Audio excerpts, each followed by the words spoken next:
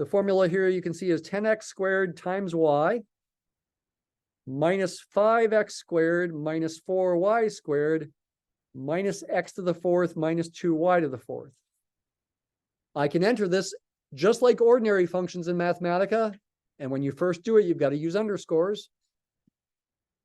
That function is now entered. I can evaluate its value at different points. Say the point x equals 3, y equals 2. Let's do it by hand first. X equals 3, y equals 2. 2 times 3 squared times 2 minus 5 times 3 squared minus 4 times 2 squared minus 3 to the fourth minus 2 times 2 to the fourth. Just replacing each x with 3 and each y with 2. 3 squared is 9, times 2 is 18, times 10 is 180. 3 squared is 9, times 5 is 45. 2 squared is 4, times 4 is 16. 3 to the fourth is 81. 2 to the fifth ultimately is 32. So I'm subtracting all these. Maybe I'll add these in my head. 45 plus 16 is 61. And that brings up to 142. Then 176, 74. I think this is 6. 180 minus 174 is 6. Mathematica, am I right? Yes. I just entered f of 3, 2 with no underscores anymore. So when x is 3 and y is 2, the output of the function is 6. Do I really have two inputs puts into a function? Well, you can think of it that way. More often we think of it as a single input that has two coordinates, a point in the plane. And if I were going to start to try to graph this function by hand, that means, okay, I try to draw my 3D coordinate system, x-axis this way, y-axis this way, z-axis this way. I made my y-axis go down a little bit as if it's coming out of the screen at you a little bit. Now it's more like we're looking down on the xy plane a bit. Where is x equals 3, y equals 2? 1, 2, 3, 1, 2, maybe right about there. That's not a point on the graph because we know we need the z coordinate too, the 6. Go up 6. Imagine a point up above the xy plane in front of the z-axis there at a height of 6. That would be 1 point on the graph.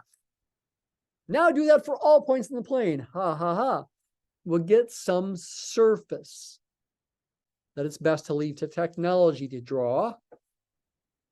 So when I was your age, a little older than you, we had to draw it somewhat by hand. Calculus is useful for helping you draw it by hand, but it doesn't mean it's easy. If I, in Mathematica, use plot 3D, you don't need to know this for the project, or necessarily for homework, but I'm showing it to you. Plot 3D creates graphs of functions like this. Put the function, put a range of values for x and y.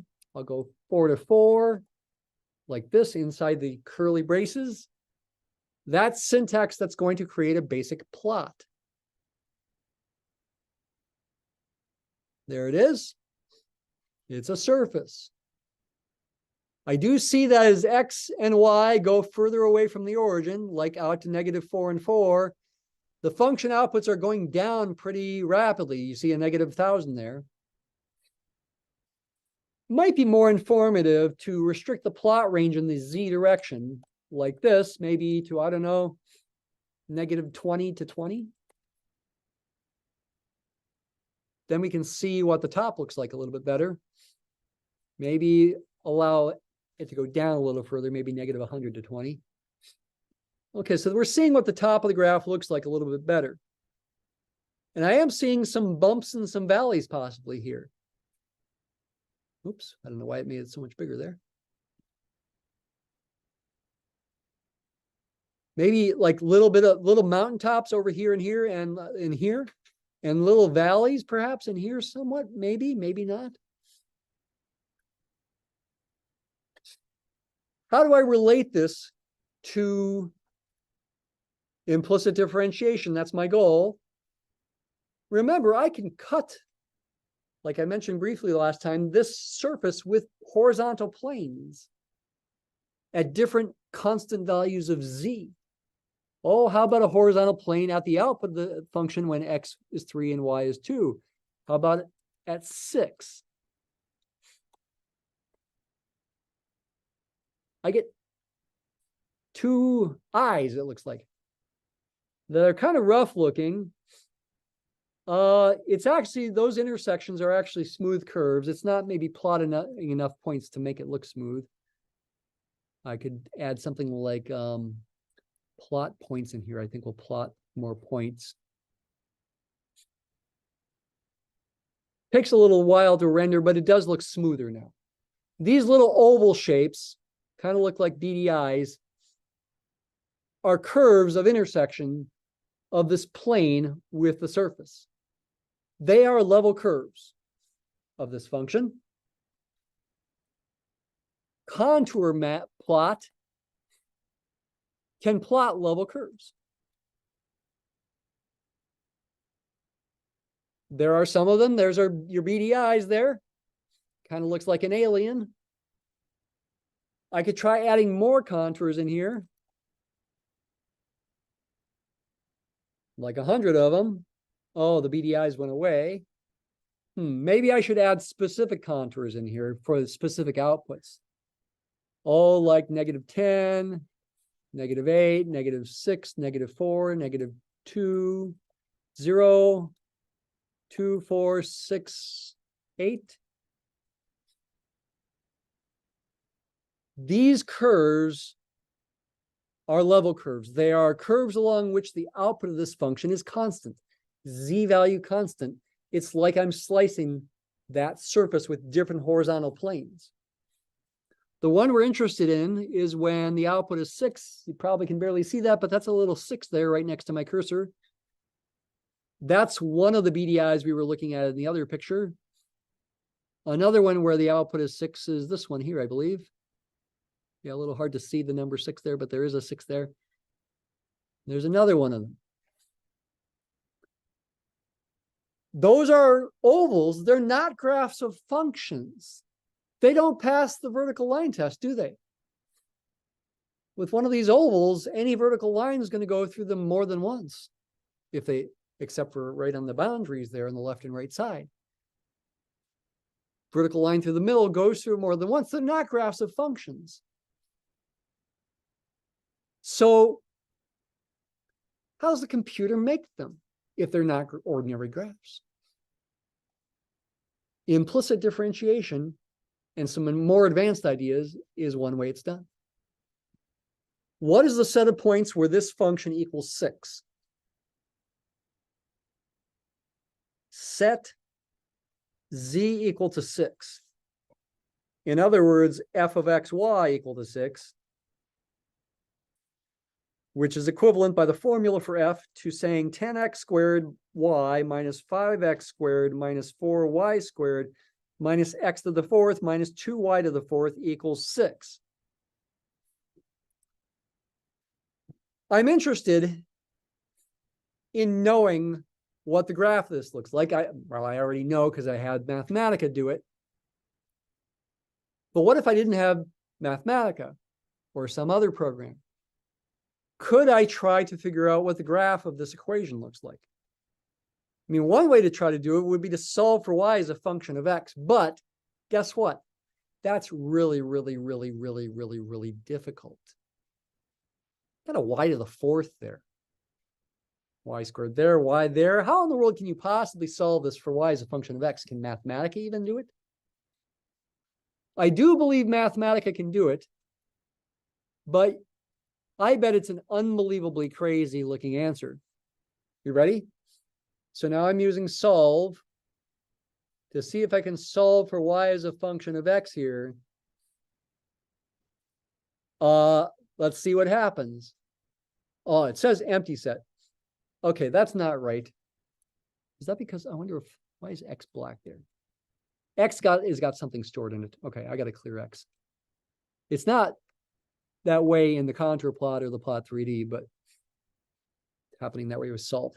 Okay, enter it now. Oh, yeah, sure, I knew that was the answer. Actually, there's 4 answers here.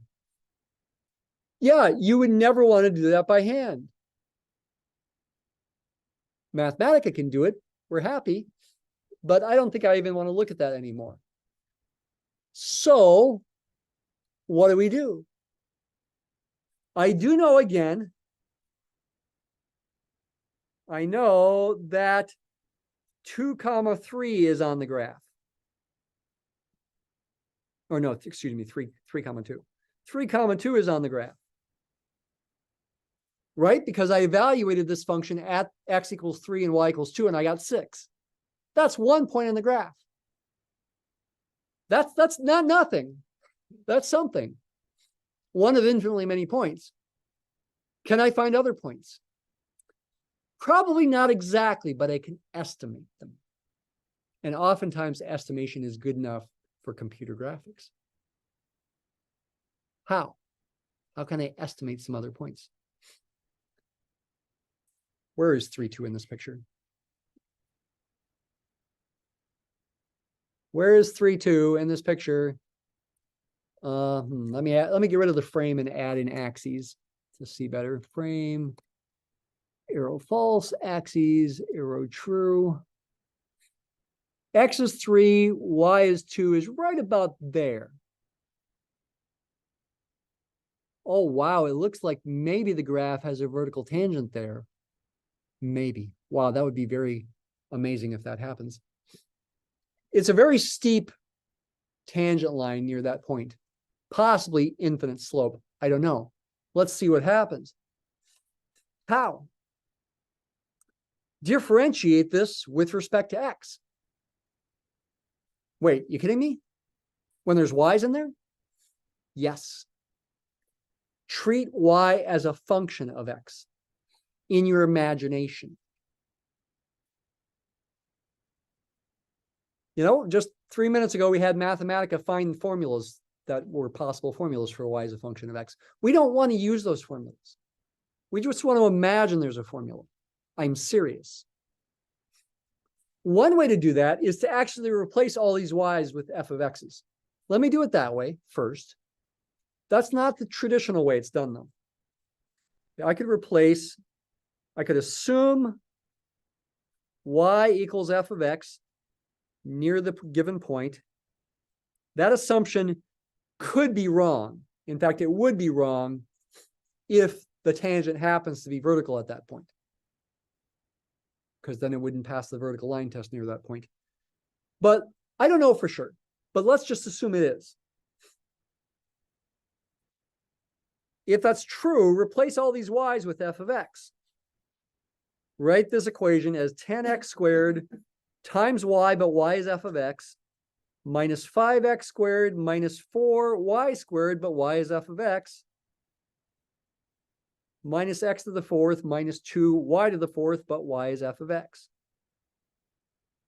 equals 6. Now there's no y's anymore. Differentiate everything with respect to x. I guess I'm also assuming f is differentiable to do so.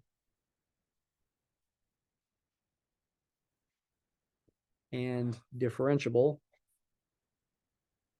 I'm not proving that, I'm assuming it, hoping that it works. Look right here. I've got the product of 2 functions. I need the product rule. Lefty right plus righty left. Left, 10x squared. D right, what's the derivative of f of x? F prime of x. I don't know an explicit formula for it, but there's a symbol for it. Derivative of minus 5x squared is minus 10x. Derivative of minus 4 f of x quantity squared. I need the chain rule because my inside function is f of x and the squaring function is in my outside function. This is the heart of the course here right now, by the way. The stuff we're doing this week and next week, it's the heart of the course. We're using everything we've learned. Bring down that 2. Negative 4 times 2 is negative 8. Subtract 1 from the exponent, f of x to the first, which I don't need to write a 1, times by the chain rule the derivative of the inside function, f prime of x. Derivative of minus x to the fourth is minus 4x cubed. Derivative of that thing I need the chain rule for again. Bring that 4 down. Negative 2 times 4 is negative 8. Then I get f of x quantity cubed times the derivative of the inside function f prime of x. If I differentiate the left side, I have to differentiate the right side too. But hey, that's easy. Derivative of 6 is 0. And while this is a complicated equation, it's conceptually simple in the unknown f prime of x. All those f primes occur to first powers. I can easily solve for f prime of x. These three terms involve an f prime of x. Factor it out. Don't worry that there's an f of x there. I'm just factoring out the f prime of x. There's also an f of x cubed right here. So I'm combining these three terms here when I do this. Bring them over to the other side. Add 10x to both sides and add 4x cubed to both sides. We're trying to isolate f prime of x. Now divide both sides by this thing. F prime of x is 10x plus 4x cubed all over 10x squared minus 8f of x minus 8f of x cubed.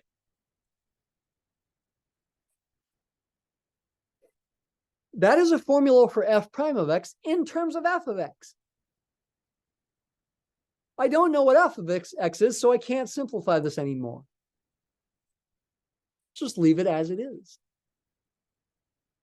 But how do we use it? What are we trying to do? I said we're trying to estimate other points on the graph besides 3, 2. I know this, I can use this derivative to figure out the slope at this point because I can plug in x equals 3 and f of 3 equals 2. These facts would mean f of 3 is 2. I can use that. Replace all the x's with 3's. Okay, I'll be more explicit here. 10 times 3 plus 4 times 3 cubed over 10 times 3 squared minus 8 times f of 3, but f of 3 is 2. That's f of 3. Minus 8 times f of 3 cubed.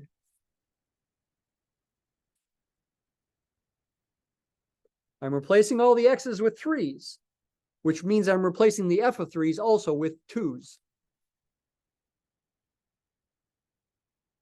Simplify. 3 cubes, 27 times 4 is 108 plus 30 is 138. On the bottom, 3 squared is 9 times 10 is 90. 90 minus 16 minus, what's that? That's 64. 2 cubed times 8. 138 over 10.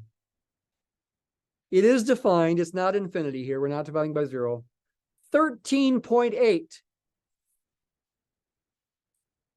is the slope of this curve at the point x equals 3, y equals 2. What's the significance of this?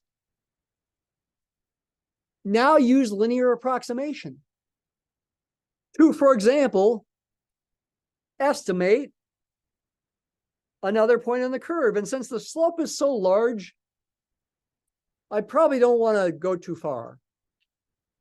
Maybe I want to estimate f of 3.01. As we learned about in chapter 2, we can use linear approximation. The curve looks about like this near the given point. There's the point 3, 2. The slope there is 13.8 if I did not make a mistake. I hope I didn't make a mistake. That's f prime of 3.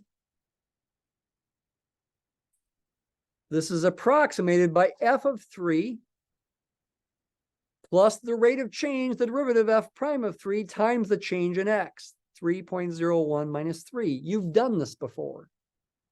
F of 3 we know is 2. F prime of 3, if I did not make a mistake, is 13.8. 3.01 minus 3 is 0.01. 2 plus, multiply those, get 0.138. 2 plus that is 2.138. i.e.,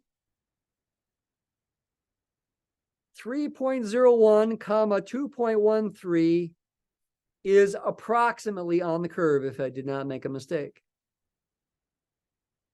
Not necessarily exactly. I'm sure it's not exact because it's a linear approximation.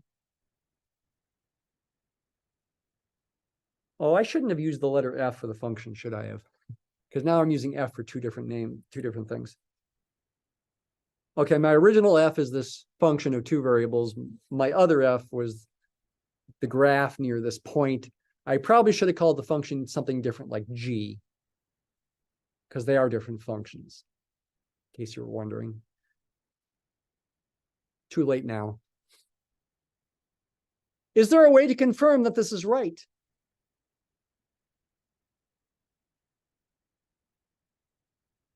I could try plugging that point into the original f function, 3.01 for x and 2.138 for y, and see if I get very close to 6.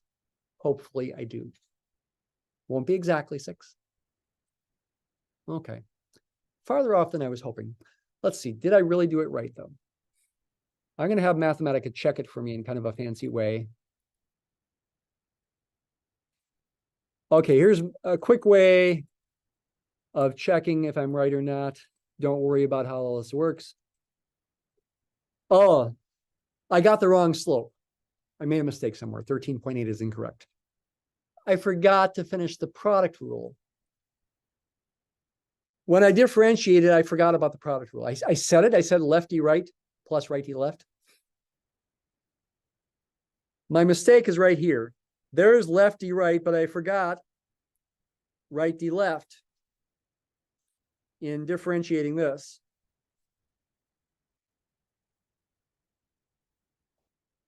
I forgot that. That would go on the other side with a minus sign. There would be a minus 20x f of x. You can correct your notes here.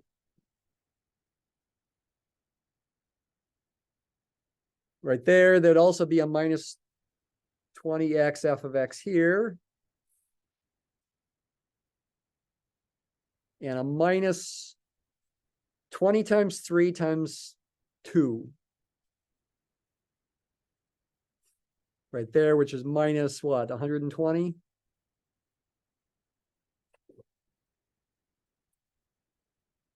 So that becomes, yes, 18. And this becomes 1.8. Okay. I was afraid of that. I was afraid I was going to make a mistake somewhere. 1.8 is the slope, not 13.8. I was misled by the fact that in Mathematica it looks so steep. I was like, oh, okay, maybe it is 13.8. That's 1.8, which means my linear approximation is incorrect, but we can easily modify it. This should be a 1.8 here. And this should be a 0.018. And this should be a 2.018. Same thing here. This should be 2.018. The point 3.01, 2.018 should be closer to being on the curve. 3.01, 2.018. Okay, yeah, that's closer to 6. Close enough to make me believe it. This is just hinting at how a computer might render the curve numerically. It's certainly not a full explanation because it's not really a good enough approximation yet. It's just hinting at how to approximate the curve. But I am using linear approximation to do this. This right here. And section 3.9 is about that in general. Before I do that, though, I should probably redo the exact same problem using more standard notation. Let's go back to the original equation, 10x squared y minus 5x squared minus 4y squared minus x to the fourth minus 2y to the fourth equals 6. The more standard way to implicit differentiate this is to not bother writing an f of x anywhere, or g of x if I called it g. But in your mind, say y is a function of x. And in this first one, you need the product rule. The derivative of y with respect to x is not 0. We're not doing partial derivatives here. This is distinct from partial derivatives. I need the product rule. Lefty right, 10x squared. What's the derivative of the right? dy dx is, in Leibniz notation. Y prime is also okay to write. Okay, I'm not going to forget the product rule this time, plus right d left, 20xy. That's the right y, 20x is d left. Minus 10x minus, use the chain rule, 8y dy dx. I'm imagining y to be a function of x. Minus 4x cubed minus 8 y to the third dy dx. This is the most confusing thing for people. You need to assume y is a function of x when you do this. It's not the same as partial derivatives. This is implicit differentiation. Why is it called implicit differentiation? Because we're assuming this function implicitly defines y as a function of x as opposed to explicit formulas. It's an implicit formula. Now, just like before, solve for the derivative. Every term involving a derivative on the left can be left there and factor the dy dx out. Put all the other terms on the other side. And it really ends up being, in the end, the exact same calculation as before, just with different symbols.